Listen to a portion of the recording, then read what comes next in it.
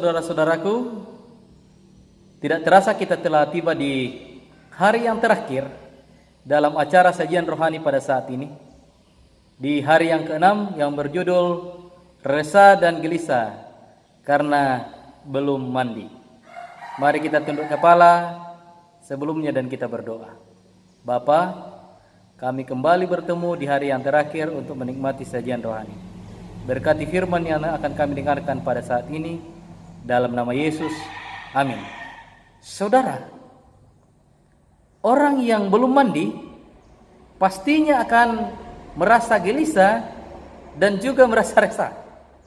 Oleh karena ada banyak hal yang akan terjadi kepada orang yang belum mandi. Yang pertama, gatal-gatal. Setelah melakukan berbagai aktivitas, tubuh akan menghasilkan keringat yang disertai dengan munculnya kuman serta berbagai mikroorganisme lainnya yang melekat pada tubuh. Kuman dan mikroorganisme bisa berkembang biak dengan pesat pada tubuh yang lembab, dan itu dapat menimbulkan rasa gatal pada sebagian atau seluruh tubuh. Kebanyakan orang menganggap gatal-gatal sebagai masalah sepele. Namun, tahukah Anda bahwa akibat dari sering menggaruk rasa gatal yang mengganggu dapat menimbulkan masalah pada kesehatan yang serius seperti gangguan ginjal dan penyakit lainnya seperti kurap. Yang kedua, bau badan. Timbulnya bau badan yang tidak sedap. Bau badan merupakan masalah yang cukup mengganggu penampilan.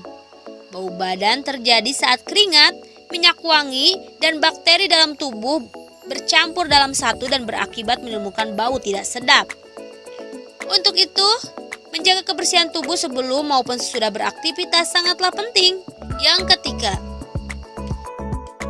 gangguan sulit tidur. Salah satu bahayanya adalah tidur susah atau tidur larut malam, yakni menyebabkan keadaan fisik yang kurang semangat keesokan harinya.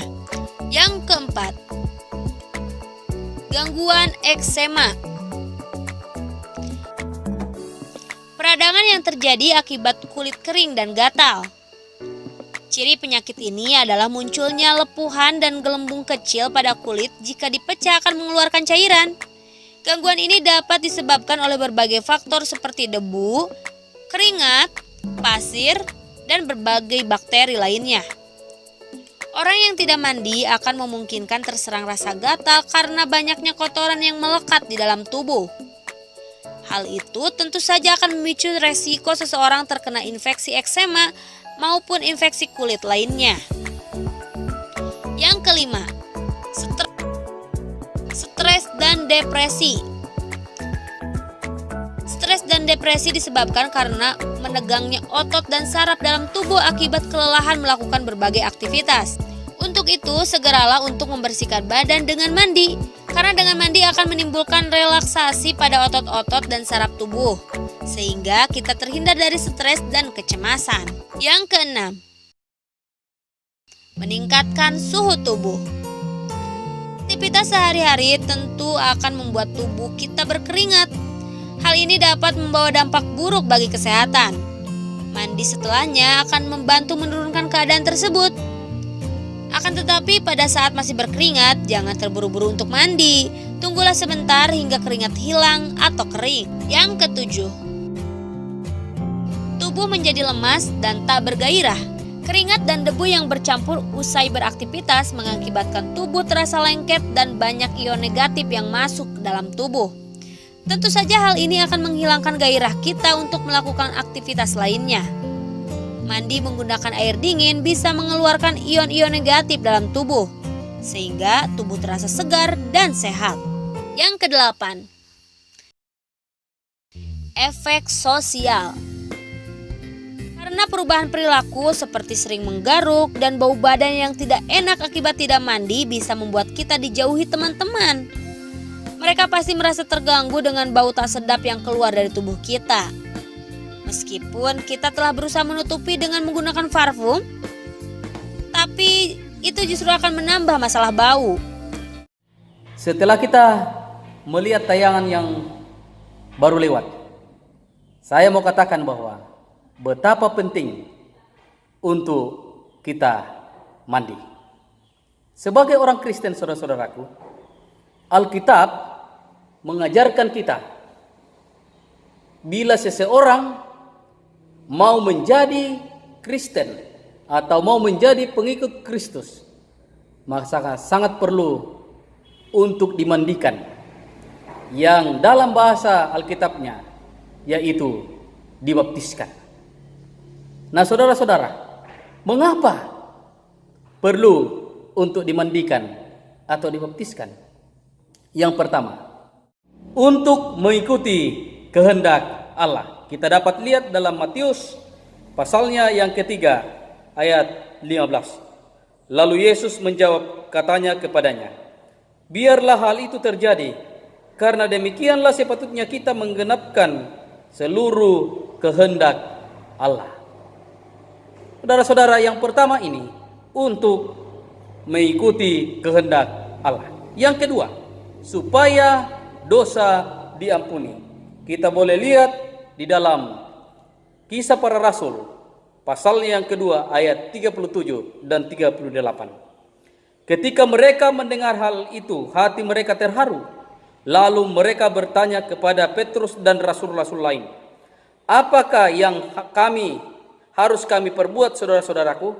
Jawab Petrus kepada mereka, bertobatlah dan hendaklah kamu masing-masing memberi dirimu dibaptis dalam nama Yesus Kristus untuk pengampunan dosamu, maka kamu akan menerima karunia Roh Kudus.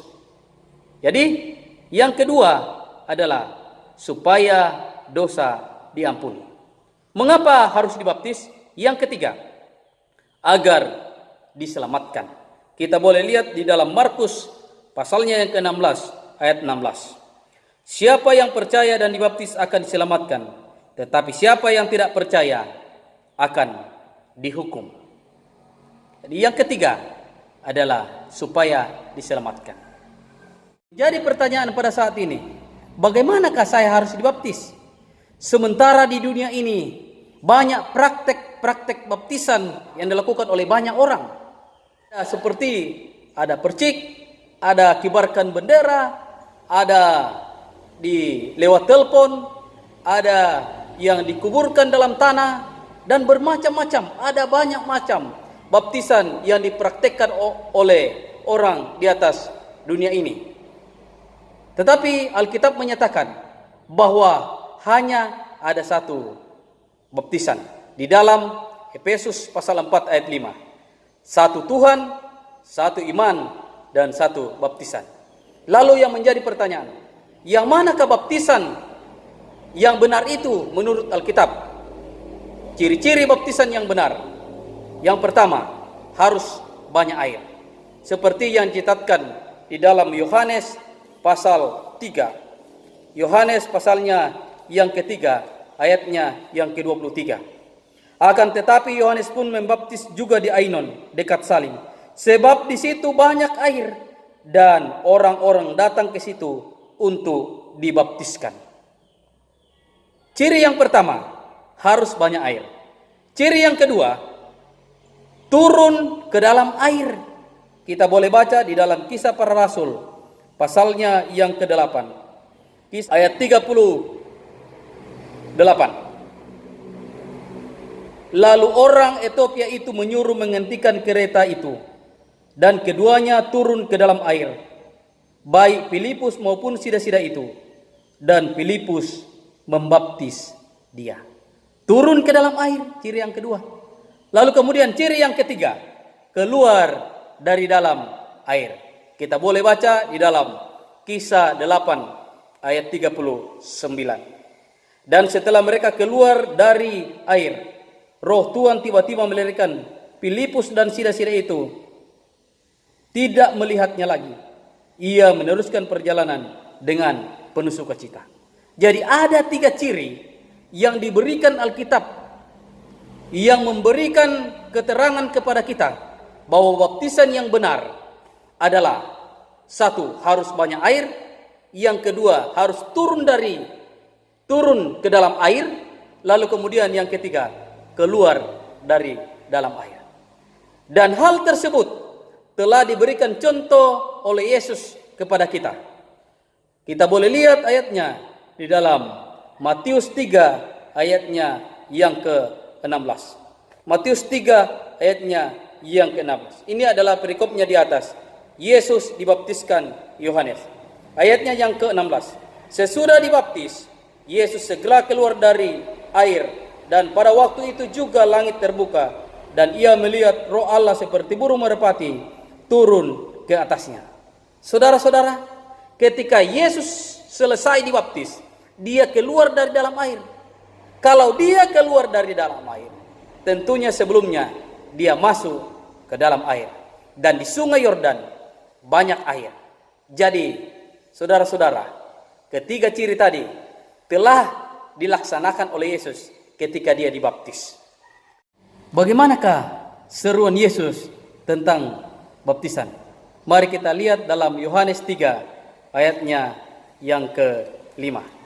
Yohanes pasal 3 ayat 5. Jawab Yesus, aku berkata kepadamu, sesungguhnya jika seorang tidak dilahirkan dari air dan roh, ia tidak dapat masuk ke dalam kerajaan surga.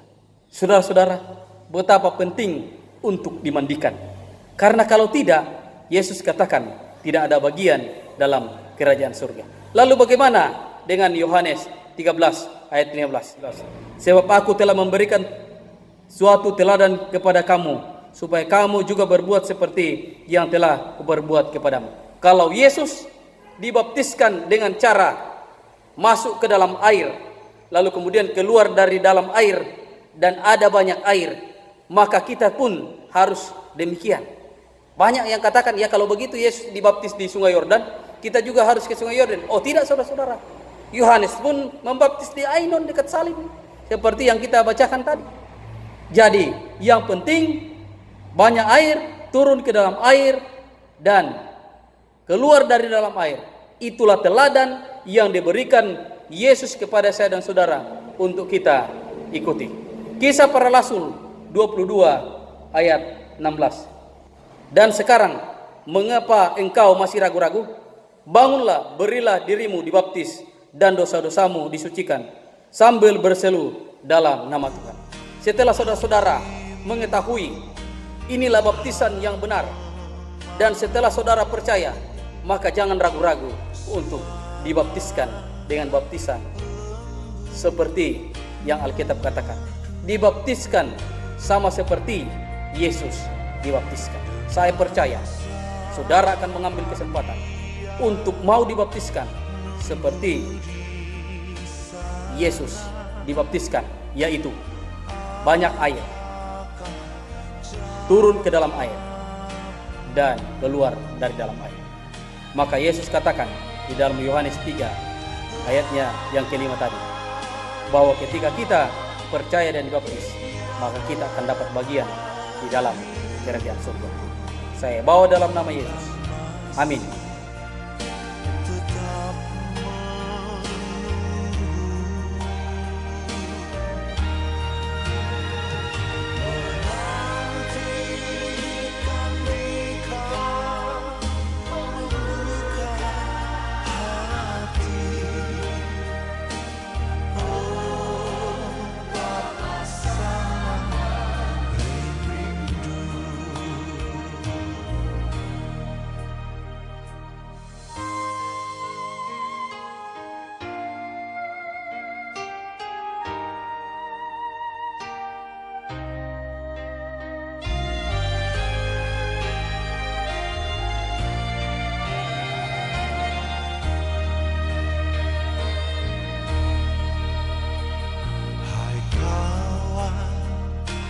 Apakah